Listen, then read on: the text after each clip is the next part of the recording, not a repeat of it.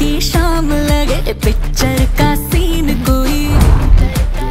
বলিউড অভিনেত্রী দিশা পাটানির ভারতের উত্তরপ্রদেশে বরেলির বাসভবনের বাইরে এলোপাতাড়ি গুলি চালানোর ঘটনা ঘটেছে। শুক্রবার 12 সেপ্টেম্বর ভোর 4:30টার দিকে ঘটে এই ঘটনা। তবে এই ঘটনায় কেউ আহত হয়নি। কারা এই গুলি চালালো, কেন চালালো তা এখনো জানা যায়নি। ভারতীয় একাধিক সংবাদ মাধ্যমের রিপোর্ট অনুসারে ফেসবুক পোস্টের মাধ্যমে গুলি চালানোর দায় স্বীকার করে পোস্ট দিয়েছে গ্যাংস্টার বাহিনী। ফেসবুক পোস্টে লেখা ছিল, আমি বীরেন্দ্র চরণ এবং মহেন্দ্র শরণ দেলানা আজ খুশবু পাটানি ও বলিউড অভিনেত্রী দিশা পাটানির বাড়িতে যে গুলি চালানো হয়েছিল তার দায় স্বীকার করছি। তিনি আমাদের শ্রদ্ধেয় সাধুদের অর্থাৎ প্রেমানন্দ ও অনিরুদ্ধাচার্যকে অপমান করেছিলেন। তিনি আমাদের সনাতন ধর্মকে হেয় প্রতিপন্ন করার চেষ্টা করেছিলেন। আমাদের পূজিত দেবদেবীদের অপমান বরদাস্ত করা হবে না। এটি কেবল একটি ট্রেলার ছিল।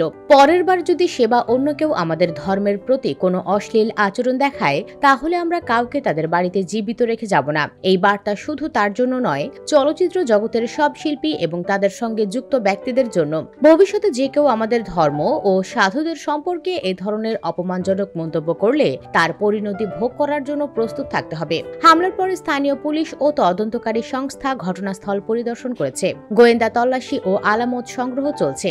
তদন্ত শেষে ঘটনার প্রকৃত কারণ ও জড়িতদের পরিচয় জানানো হবে বলে জানিয়েছে পুলিশ। পুলিশ জানিয়েছে তারা গুলি চালানো ব্যক্তিদের খুঁজছে এবং সামাজিক যোগাযোগ মাধ্যমে করা ওই পোস্টের সত্যতা যাচাই করছে। এ বিষয়ে অভিনেত্রী দিশা এবং তার বড় বোন খুশবু এখনো কোনো আনুষ্ঠানিক বিবৃতি দেননি।